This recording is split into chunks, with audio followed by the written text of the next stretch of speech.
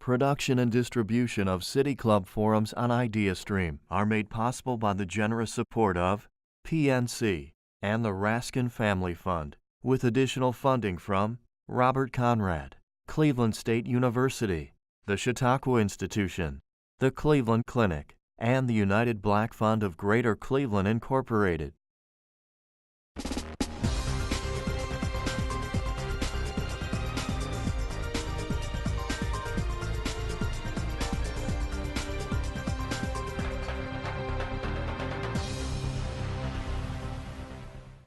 In 1981, the Milton S. Eisenhower Foundation was created to continue the work of the National Advisory Commission on Civil Disorders.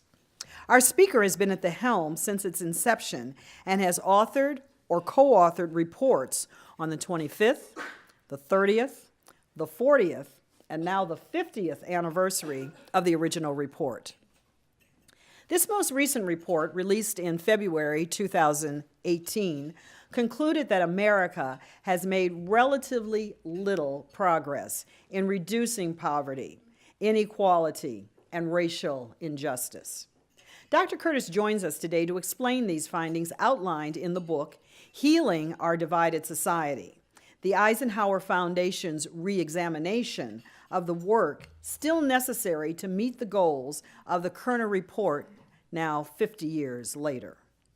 Before joining the Eisenhower Foundation, Dr. Curtis was the executive director of President Carter's Interagency Urban and Regional Policy Group and served as co-director of the Crimes of Violence Task Force of President Johnson's National Commission on the Causes and Prevention of Violence. He is the author, co-author, and editor of 14 books and foundation reports. Dr. Curtis holds an A.B. in economics from Harvard University, a Master of Science in economics from the University of London, and a Ph.D. in criminology and urban policy from the University of Pennsylvania. Esteemed guests, members, and friends of the City Club of Cleveland, please join me in welcoming to the stage Dr. Alan Curtis.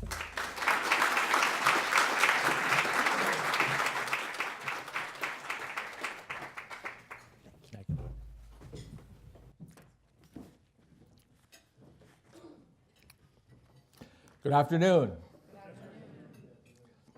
Well, thank you, Barbara, for that introduction. Thank you, Dan, for all the organizing and for everyone at the City Club. I spoke here 10 years ago. A lot of the people here were probably, in third grade then? I'm glad to see all these students because it's important to pass the torch on to the next generation. I'd like to really begin with Bobby Kennedy and just show a little under 3 minutes of what he said on April 5th, 1968.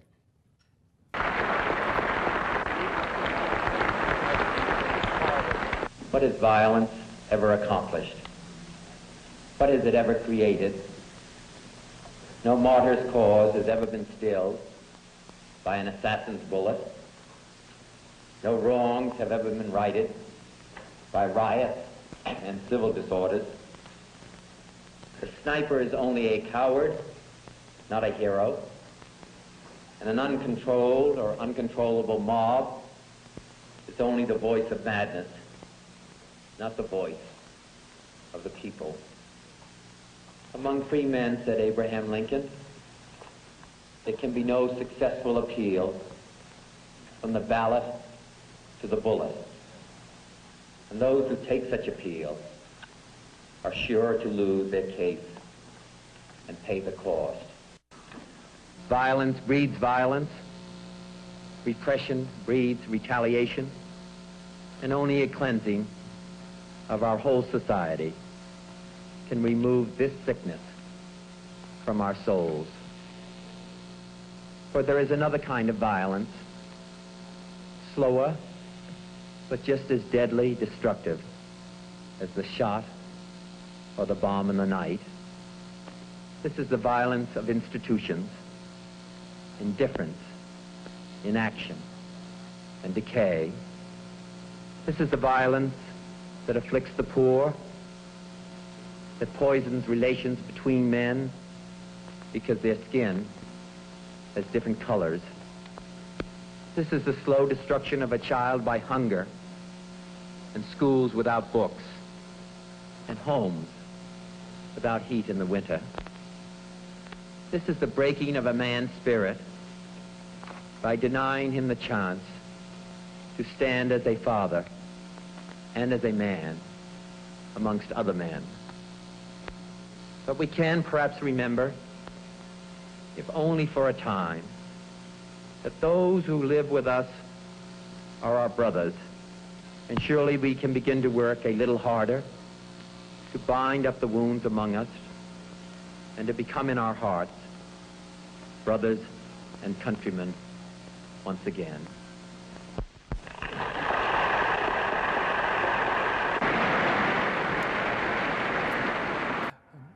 Those words were part of a thread that linked Senator Kennedy to Dr. Martin Luther King to the City Club of Cleveland.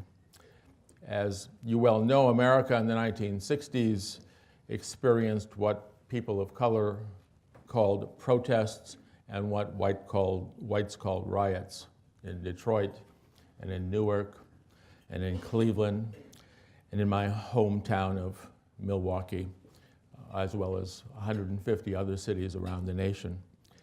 In response to that, President Lyndon Johnson formed the National Advisory Commission on Civil Disorders, as Barbara described to you, called the Kerner Commission after its chair, Otto Kerner, who was then governor of Illinois.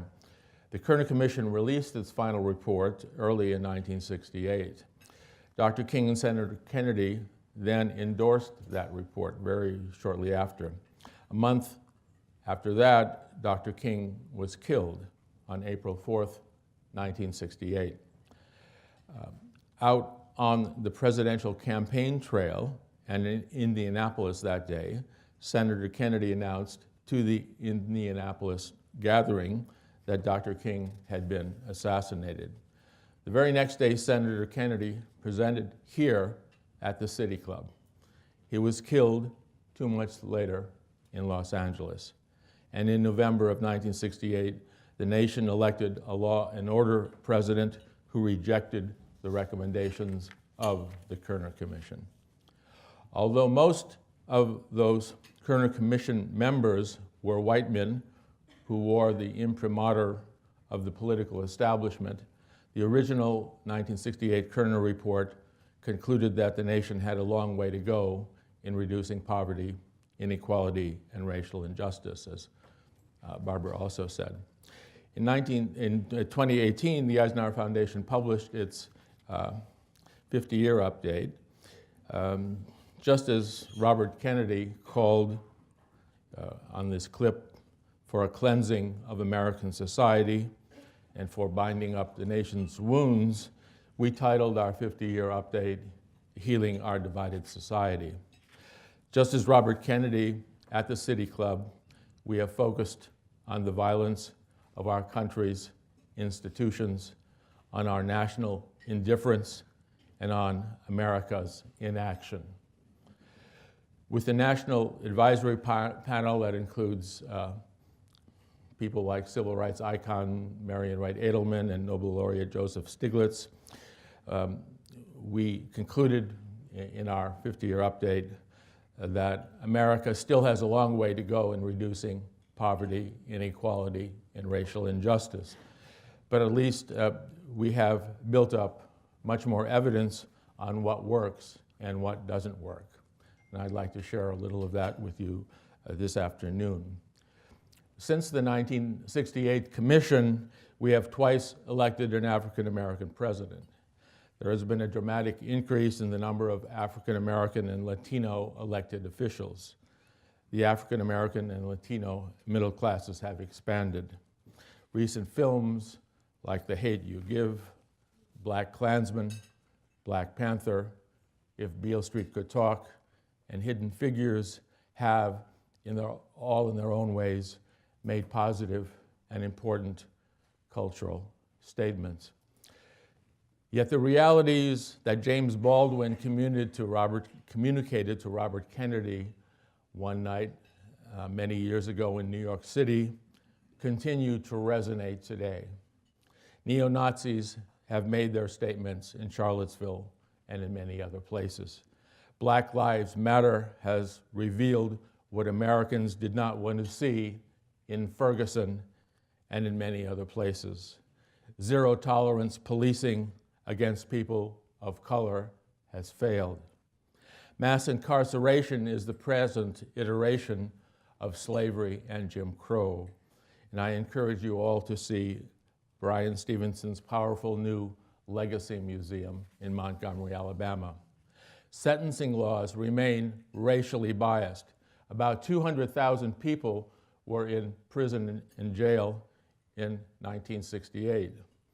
Today, thanks especially to the law and order rhetoric of the late 60s, to the crime legislation of the 1990s, to the crime legislation of the 1980s as well, the number of people has risen from 200,000 to 2.2 million, and they are disproportionately people of color, so a tenfold increase. Yet reported homicide now is almost as high as it was when the Kerner Commission was writing its report 50 years ago. In many ways, mass incarceration also has become part of our housing policy for the poor.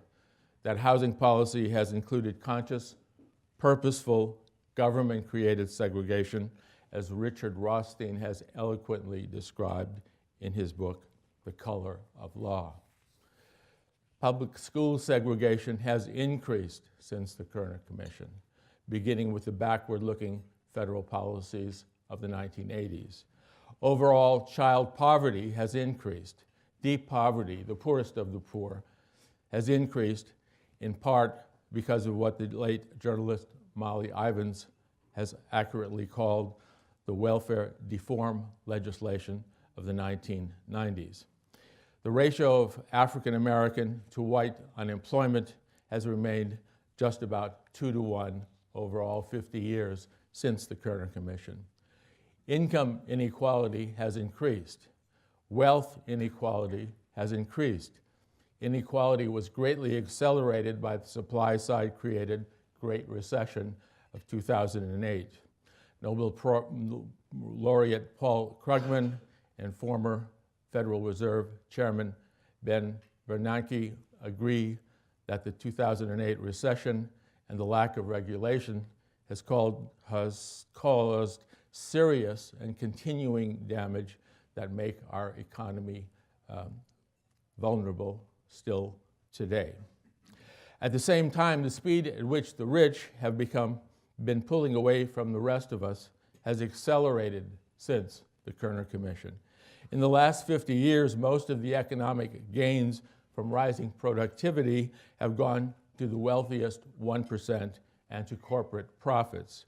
In the 1950s, top corporate CEOs made about 20 times as much as their workers. Today, they make over 300 times as much as their workers. Slaves, of course, were not allowed labor unions, and today corporate America has attacked unions, even though a majority of Americans favor unions. White corporate financiers brought us the Great Recession, yet they have not been punished. They have not been adjudicated into the prison industrial complex, which, as we all know, is a source of corporate profit. In comparison to all other industrialized democracies, America has the highest rates of incarceration, the highest rates of homicide, and the highest rates of overall child poverty. Yet none of this, I suggest, really has to be. To begin to reverse the betrayal of American democracy, we need to accelerate the movement to base policy on evidence, not ideology. Very few federal, state, and local public sector programs are evidence-based. All that money and so little evidence. Today, we need to turn back the present attack on the very idea of knowledge. We need to turn back the attack on the institutions that help discover and assess the truth. What are a few examples then of policy that does work? I'd like to share some with you. The Kerner Commission began with economic and education policies. That means, I believe, that we need to begin with proven demand-side Keynesian economic policy that links job creation to job training and then to job placement. The job placement needs to focus on rebuilding the nation's crumbling infrastructure and on significantly expanding technologies to reverse climate change. The priority needs to be on investing in poor, working, and middle-class Americans, including workers in Lordstown here in Ohio, rather than on relinquishing still more power to the rich. The package of demand-side investments in average citizens needs to include a higher minimum wage, more power for labor unions, corporate profit sharing with workers, more vigorously enforced antitrust laws, trade policy that benefits workers, and health insurance for all Americans. Such demand-side policy can both stimulate growth and reduce inequality. As Pulitzer Prize winning author Stephen Pearlstein has reminded us, reducing inequality won't make us poor. The Scandinavian countries, for example, have much lower inequality than America, but per capita income that is about the same. In the words of Nobel laureate Joseph Stiglitz, progressive capitalism is not an oxymoron. What does evidence-based policy mean in education? We need housing and therefore school integration combined with much more equitable financing of public schools, greatly improved training of public school teachers, and expansion of community schools. The state of Connecticut provides an excellent model for replication. Not surprisingly, careful evaluations have shown significant education and economic gains among children whose families have moved from neighborhoods which had bad schools and high poverty to neighborhoods with good schools and ample employment. That's just common sense. Montgomery County, Maryland is one of the many models that illustrate how we can successfully undertake residential integration, and those models need to be scaled up. It is essential that a return to public school integration incorporates new curricula that instill a strong sense of identity and pride in people of color so that they can function well in white space after graduation. What does evidence-based policy mean in criminal justice? Aware of the astronomical cost of prison building, states like California, New York, and New Jersey have reduced their prison populations by about 25% over recent years, with almost no really discernible impact in terms of increased crime. We need to accelerate such reductions across all states, and we also need to shut down modern-day debtor prisons. And we need to encourage the incipient movement to transform American prosecution into a system based on fairness, rather than to retain the status quo in which prosecutors advance their careers by being tough and by posturing on law and order. See Emily Bazelon's new book titled Charged. What evidence-based policy can be co-targeted to specific geographic locations with truly disadvantaged populations? In poor and working class neighborhoods across the nation, we need, first of all, more creative community policing. For example, we at the Foundation have assembled considerable evidence from locations as diverse as Puerto Rico, New Hampshire, South Carolina, and San Francisco, that indigenous community-based organizations can partner with carefully selected police officers to mentor youth, reduce crime, reduce fear, and increase trust in the neighborhood. The data are there. Such innovative community policing needs to be deployed to help stabilize neighborhoods and so encourage the kind of community-based banking that was so successful before the regressive federal policies of the 1980s. The Shore Bank experience in Chicago remains a prime example of success. The community-based banking needs to encourage community economic development corporations like Bed-Stuy in the Bronx and others supported by Robert Kennedy to construct affordable and integrated housing. The housing construction should create jobs for residents in the neighborhood and as well for ex-offenders who are returning to the neighborhood based on evidence-based models like the Minnesota Comprehensive Reentry Plan. The jobs should be framed as youth development initiatives. The youth development should scale up national evidence-based models like Youth Build and Quantum Opportunities. Such models extend mentoring, tutoring, life skills training to high school dropouts and youth at risk of dropping out.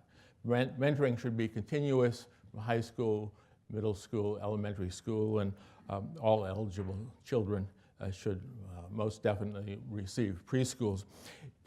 In other words, evidence-based, place-based policy that works targets multiple solutions to multiple problems. Evidence-based policy is complementary and interdependent. It is not separate and unequal. The scaling up of what works needs to be financed in part by the scaling down of what doesn't work. What doesn't work includes trickle-down supply-side tax breaks for the rich, racist and massively expensive prison building for the poor, zero-tolerance policing, supply-side school vouchers and privatization of schools, and the failed welfare legislation of the 1990s. In response to the failure of trickle-down supply-side economics, we need to return to the Eisenhower administration's policy way back in the 1950s, before your time, when top income tax rates on the rich were 70 to 80%, twice as high as they are now.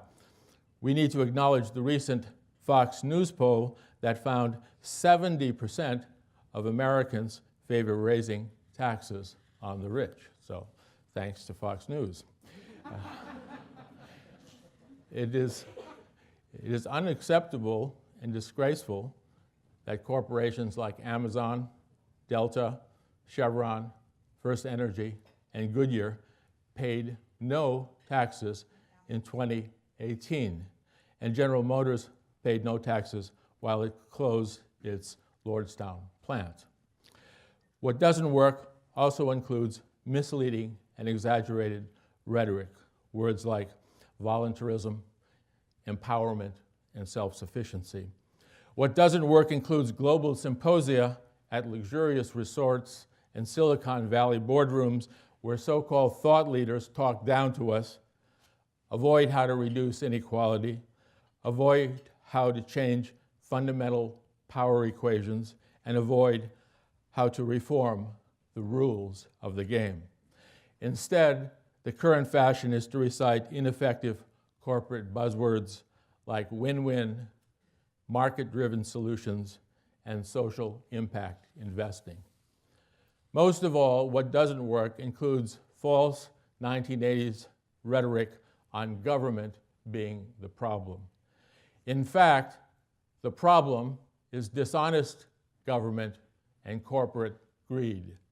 The solution is good government in partnership with, among others, a well-managed and greatly expanded nonprofit sector. Through the scaling down of what doesn't work and the scaling up of what does work, an evidence-based Kerner strategy that sufficiently invests in human capital can significantly reduce poverty, inequality, and racial injustice. Yet, new evidence-based policy cannot emerge without the new will that the original Kerner Commission said was necessary for progress. What is the use of evidence in our presently threatened democracy if there is no will to take action? 50 years after the Kerner Commission, the creation of new will may be harder to achieve than ever. But we must begin. We are back to George Bernard Shaw. Some see things as they are and ask why. We must dream of things that never were and ask why not. In that devastating year of 1968, Dr. King and Senator Kennedy asked why not. As they both endorsed the Kerner Commission, they both were advocating a multiracial coalition for economic justice among the poor, the working class, and the middle class. And then they were assassinated. The creation of that King and Kennedy Economic Justice Coalition, which embraced the civil rights movement, needs to be the point of departure for the generation of new will today. North Carolina Bishop William Barber's National Poor People's Campaign against the immorality of poverty and inequality can help lead the way. But his moral campaign against poverty needs to be joined by many, many other constituencies, and we must find a way to coordinate the advocacy. Those corner constituencies include Americans who reject the culture of inward-looking selfishness begun in the 1980s and who instead ask what they can do for their country. Those Kerner constituencies include Americans who reject the selfish admonition that you're on your own and who instead recognize that we're in this together. Those Kerner constituencies include most of the 99% of us who have suffered the inequality and greed of Wall Street. Those constituencies potentially include the 18 million white Americans who live in poverty. Why are they not voting for Kerner priorities? Those constituencies include a women's movement in which differences between women of color and white women are resolved. Those constituencies include the majority of Americans who either want to keep immigration levels the same or to increase immigration levels. Those constituencies include teachers who have walked out of schools demanding higher salaries and new textbooks. Those constituencies include the leaders of newly emerging initiatives to integrate public schools beginning in New York City.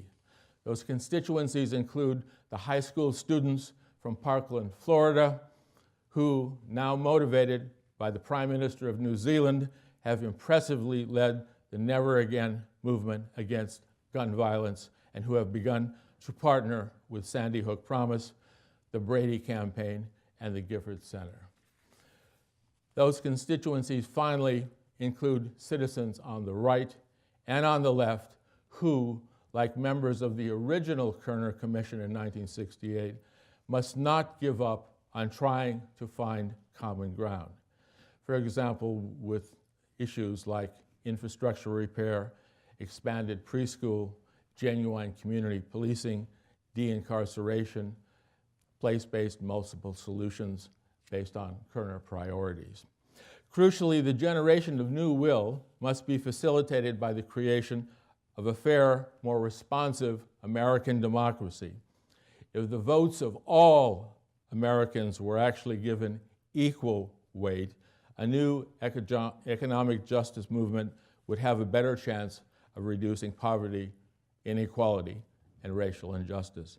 That is why we must intensify the fight for campaign finance reform, intensify the fight for voting rights reform, intensify the fight to abolish the Electoral College, and intensify the fight to ban gerrymandering in places like Ohio's 4th Congressional Duck District. Equally important, the generation of new will must be facilitated by media reform. In addition to hiring people of color and to including much more coverage of what works, the media need to more honestly recognize that the real story is, in fact, dog bites man. That is, the real story is continuing, grinding, commonplace, everyday poverty, inequality, and racial injustice. We need as well to regulate big tech companies like we regulate public utilities. As part of that regulation, we must take action against digital information and against social media feedback loops that push addicted users deeper and deeper into their own hermetically sealed bubbles. To a considerable extent, the movement for new will and for a new economic justice alliance needs to emerge at the grassroots, outside of government. But legislation and funding must build on good government at the local, state, and federal levels.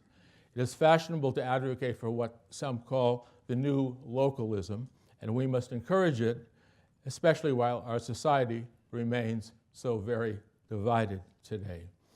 Here in Cleveland, I challenge government and nonprofit organizations to catalyze local place-based policy that links community policing to community banking to community housing construction that's integrated to the creation of jobs for people in the community and for returning ex-offenders.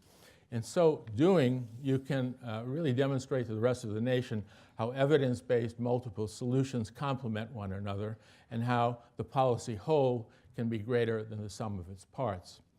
At the same time, we cannot give up on good federal government, however long it may take to return.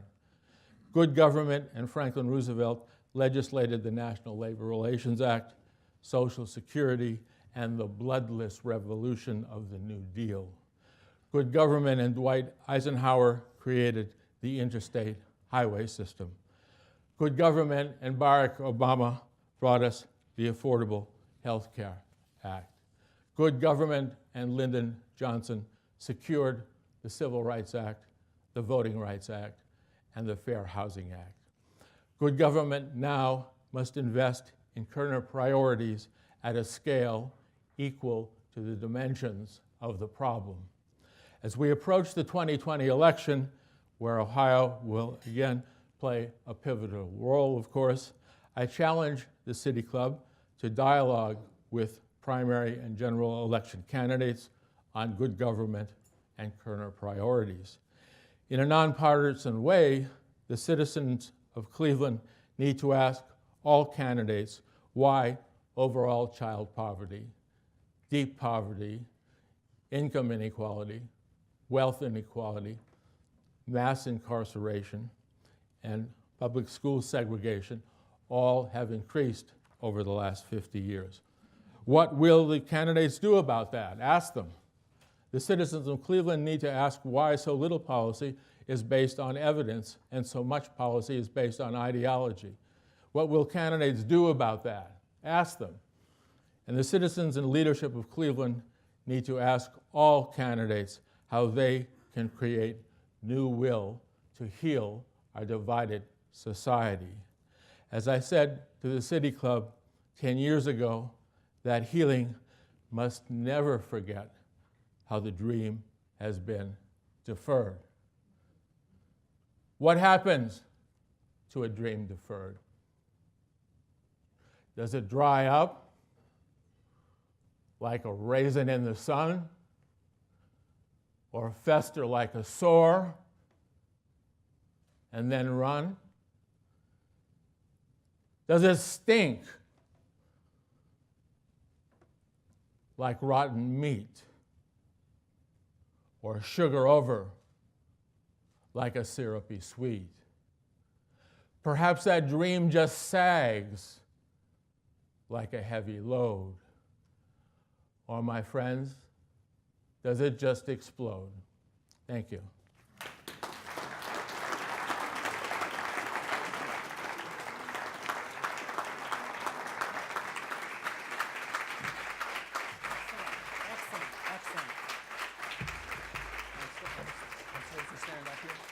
Yes, you're going to remain because we're going to have questions. Today, we are listening to a forum with Dr. Alan Curtis, President and CEO of the Eisenhower Foundation. We're about to begin the audience Q&A. We welcome questions from everyone, City Club members, guests, students, or those of you joining us via our live stream. If you'd like to tweet a question, please tweet it at the City Club, and our staff will try to work it into the program. Holding the microphones today are content coordinator Bliss Davis and Stephanie Jansky. May we have the first question, please? Over here. And there'll be no follow-up question.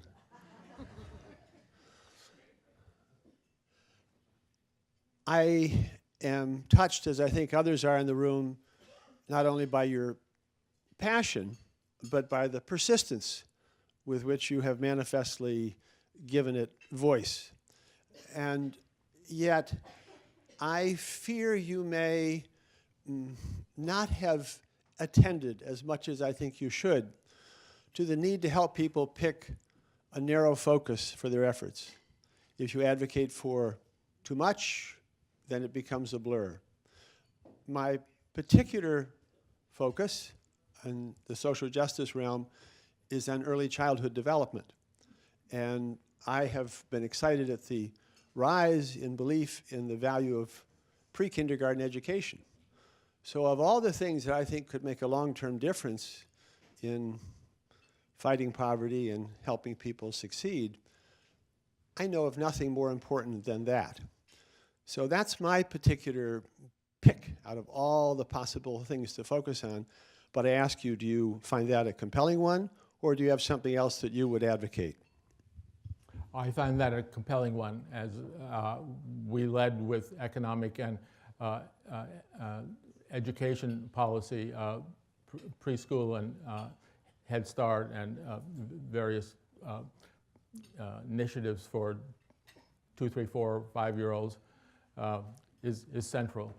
I'm glad this is all on the record, because I'm not trying to go around the country with my colleagues and top down what we think is best. We really are listening to the people. We're doing over 60 of these forums around the country. So we need your views. And I couldn't agree more with you that preschool is really a foundation for the kinds of reforms that are consistent with the Kerner Commission and are really very much necessary today.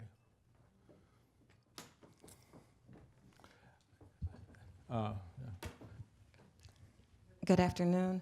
My name is Nancy, and great presentation. I just want to ask a question. For years, I've wondered why we've never done something like a Marshall Plan for the inner cities, and I wanted to know your thoughts about organizing the best and brightest minds around coming together with a big strategic plan, and maybe take one city that's stressed out, Cleveland, Detroit, whatever, and then get the business community and everybody, all stakeholders together to say, how can we collectively put together a plan, fund it, measure it, and see what could happen in one particular city versus everybody in silos. In Cleveland, there's all sorts of initiatives going on, but where's the overarching strategic plan to say, here is collectively what we want to do to lift all of the people up in those cities? Well, you're absolutely right. There is no overarching plan, and that's why I at least mentioned that we need to coordinate all these different constituencies, because they're all working in the same general direction. So we would be happy to work with you. Again, we want to hear from what people in the various assemblies we have want to do locally. So let's talk afterwards. I'll give you my card. If we can try to assemble something in Cleveland, by all means. I was recently in Memphis at the National Civil Rights Museum, and I said the same kind of thing there for the people of Memphis. And if different cities can combine, then we'll have models for the rest of the country. Also, there's the great new police chief in Seattle, first African-American woman police chief, who I think will help us with getting community policing tied in with community economic development. So please talk with me. Thank you for that really evocative speech, Professor.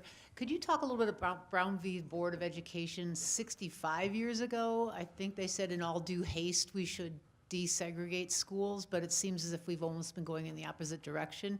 And maybe in your remarks, talk a little bit about busing and what happened to that experiment in achieving school integration late 60s, early 70s. Yeah, well, I'm going to be speaking in Topeka later, and in this year, and we're going to get into that. You perhaps know more about the answer to your question than I do. All I know is that after the Kerner Commission, for about 10 years or so, we made really great progress in school desegregation.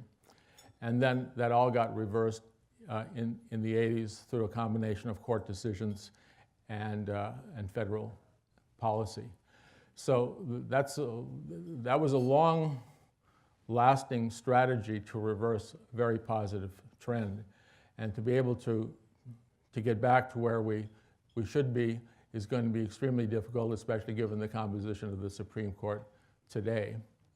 Perhaps we could talk more after that, and I can invite you to come to Topeka and you can ask that question there, because folks really have that on their minds. Well, Dr. Curtis, your research, the Commission's research has been pretty depressing, albeit not surprising. Thank you. Although there have been a few glimmers of light along the way. But now going back 50 years and looking at the country's culture and leadership then, and looking at it now, do you see any substantive change in leadership at the state, city, national level, or grassroots engagement that give you any hope that change is possible, that the Commission's recommendations are actually going to be implemented? Or is somebody going to be here 50 years later, 50 years from now, having the same conversation? My sense is that, I won't go 50 years from now, but 25 years from now, my sense is that at the 75th anniversary of the Kerner Commission, if Dan, who'll then be 50 years old, wants to invite me back, we'll have the same discussions. There were leaders. President Johnson's programs were going in the right direction in terms of my values, but he got off track because of the war. There have been some presidents in recent years who I think have made some progress, but frankly, I don't see these issues being discussed now by the people who will be running for president in the general election. So I'm not that optimistic right now, but what can we all do? What can you all do? We can become sheep farmers in New Zealand, or we can fight the good fight. We can push the rock uphill, or use any metaphor you want. I think we have to especially pass the baton on to these young people here, and to let them know that there is a continuity in terms of discussing what happened, the existence of evidence now, the need to scale it up, and the need to create new will. The Harvard Kennedy School is going to be working with us to bring emerging leaders to Cambridge to have training in advocacy and organization focused just on this Kerner update and on the need for reducing poverty and inequality. So I wish I could give you some brilliant answer. I do have a couple of candidates who I think are more willing as we head towards 2020 to go in a Kerner direction than others. I won't discuss them because this is a nonpartisan event. You can be as partisan as you want. Yo, Bernie. So, do you have any answers to your question, though? Because again, I don't claim to have the knowledge. It really helps if those of you who ask questions to me can be patient with my non-answers often, and to suggest what you think are the right answers, because this all is being documented, and we're going to move forward with all the ideas that we get from all of these forums. So again, I apologize for not having some brilliant candidate who's going to take us to the promised land by 2020. Hello, Professor. Alan. Alan, thank you so much for your excellent, inspiring speech and very informational. My name is Adele DeMarco, and I'm here with my dear friend and partner in good, Erica Merritt. And the two of us have been co-creating and co-leading leadership development on racial equity here in Cleveland for the past 8 years. One of the primary frameworks we use involves systems and inviting people to think on a systems level, individual, interpersonal, group, organizational, and structural, so that we can actually analyze the dynamics that systems of oppression are playing. My question is, given how much evidence you've shared, I'm curious if there's been any inquiry or research on what supports systems thinking on the individual and group level, because we have found that that's an essential requirement or capacity to actually be able to understand and address the complexity of what white supremacy and racism does to our country. And if so, do you have any excellent evidence or case studies of what has really supported the growth and the building of capacity to be able to be a systems thinker and understand the dynamics at hand? Wow, that's a pretty serious question. I don't have a great answer for you, but social equity is becoming an important phrase, and there are a lot of people starting to think about it, and in that sense, I commend the two of you and your organization for pursuing it. We need to think that through, and we need to think through how to go from evidence to action. That's, it seems to me, perhaps the biggest how-to issue. And one element of that is I don't think our universities are doing the job they should. And we could perhaps talk about that later. I mean, there are, as we were talking beforehand, Dan and Barbara and I, there are good schools that teach how to make money and good schools how to do law. But the how-tos for doing this stuff and how they're taught, I think, need to be examined. I think we need new degrees for students who come up to me afterwards sometime and say, I really would like to do something, but I don't know how I can be credentialed and how I can get out there. And it's not just learning the policy in education and economics and housing and mass incarceration reversal, but it's learning the rules of evidence. But then it's learning how to communicate what works, which might be something that you might want to think about. There's a professor at the University of Pennsylvania who is part of the March for Science in 2017, and he's fighting those who are against vaccination. And he's a professor of immunology, so he knows what he's talking about, but he found he was very inarticulate in speaking out and persuading the general public. So he went on television, Morning Joe and different talk shows, and found he was really inarticulate. And he was even laughed at by the crew in the television studio. But he learned. And it leads me to say that you can't just know the policy stuff. You got to know how to communicate that out with the people who are the people who are American citizens and not in a university.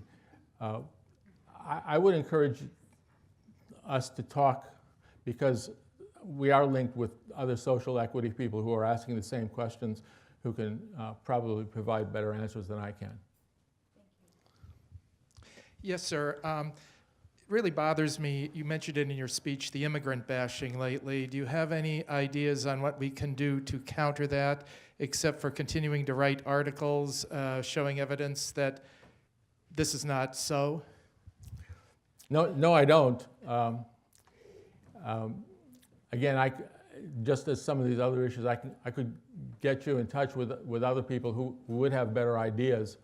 All I know is that I'm Polish American, and my Polish Busha came from Siedlce, a little village in western Poland, when she was 15. So she was an illegal immigrant. Somehow she got from Siedlce to New York, from New York to Chicago, from Chicago to Milwaukee.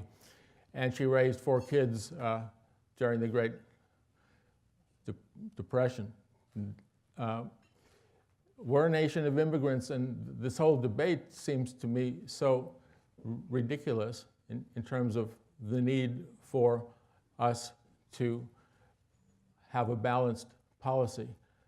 How to do that, how to bring some sanity to the present politicking, I just don't know. But I agree with you, we have to come up with a strategy. Really, let's talk afterwards, so I can maybe get you in touch with some people who can give you some ways to go on that. Thank you, sir, for a very interesting and sobering report. So that we're not here inviting you back 50 years from now to see whether we've made any progress. Let's say a group of us here in the club went and as a delegation to Brother Multhorpe and said the City Club must do something about it. As far as maybe and I'm asking you how best we could do it. For example, a series of speakers to address various aspects, the poverty side, the police situation, the housing, all the issues you raised, or maybe a panel of different people. But what would be your recommendation to us for this club of this history and to most effectively strike at the issues that haven't been handled on the Kerner report? What can we do to be more effective in addressing your issues you've raised? No, I think you already answered the question. If you could assemble all the players from these different parts of policy and try to get them to talk to one another, that would be huge. And what better institution than the City Club for doing that? I spoke before the Major City Police Chiefs Association right after the president a few months ago. I was talking to Dan and Barbara about that. And it was, I think, well received. Not entirely sure, but we want to follow up by trying to get progressive police chiefs in dialogue with Black Lives Matter. There is no dialogue right now between those two groups.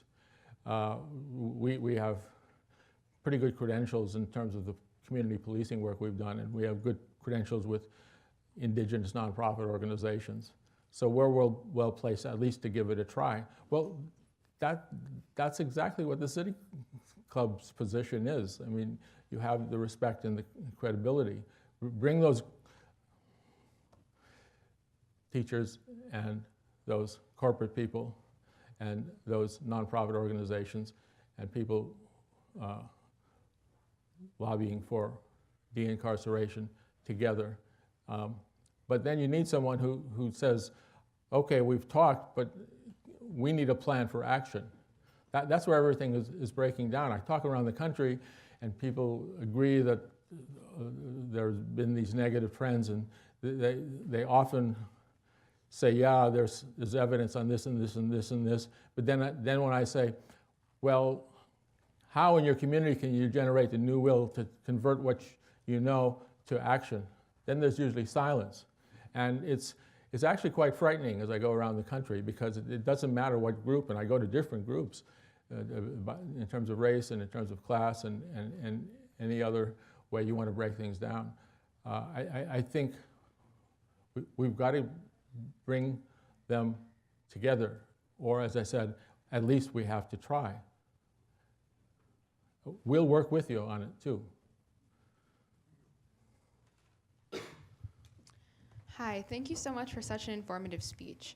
Something that really stuck with me was the way you talked about the harm of politicians' law and order narrative. So can you elaborate on how you think politicians' rhetoric is actually affecting the problem you talked about today?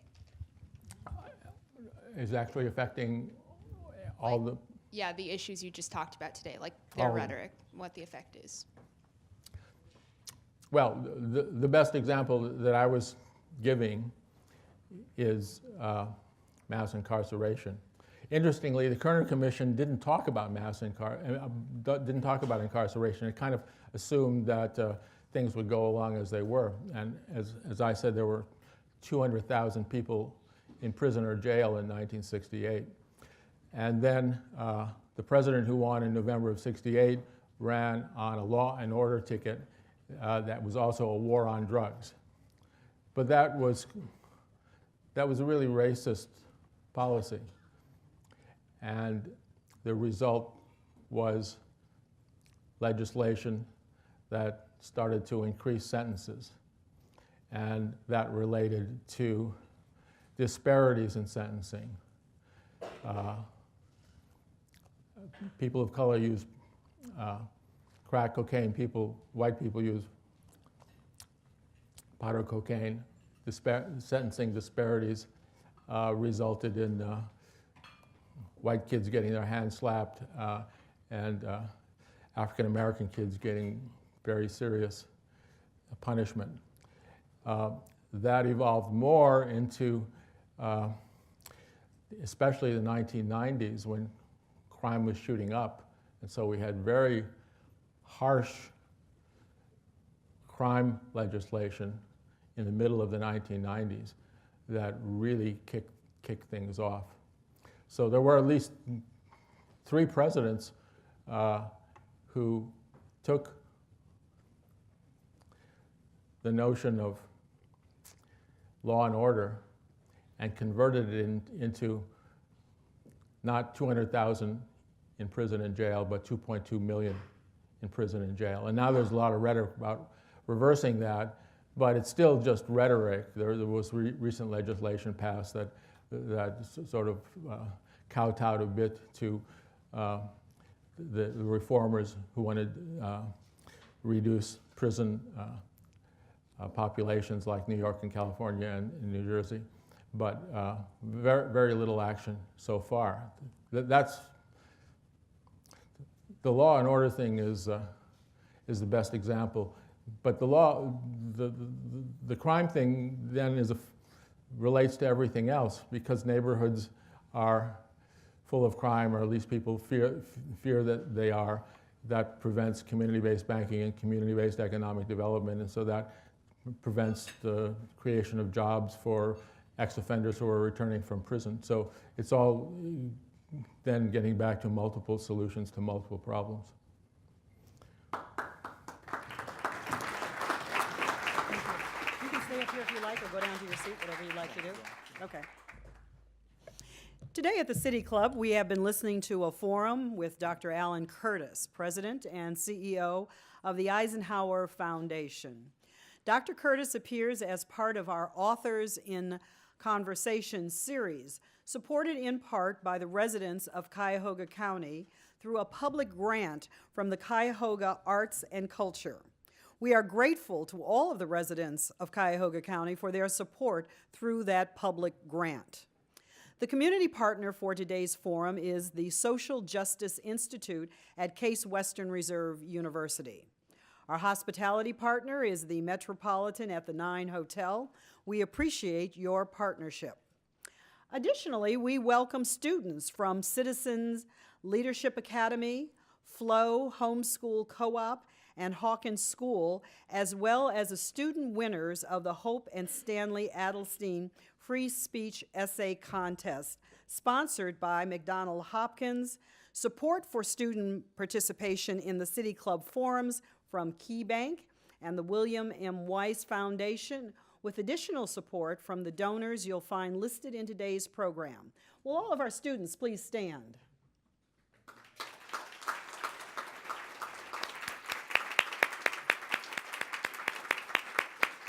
Thank you. We thank all of you for being here today.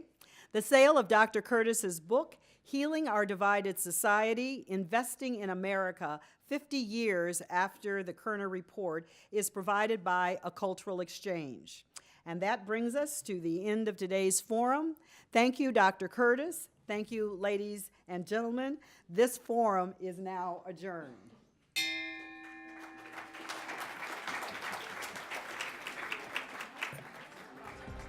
For information on upcoming speakers or for podcasts of the City Club, go to cityclub.org.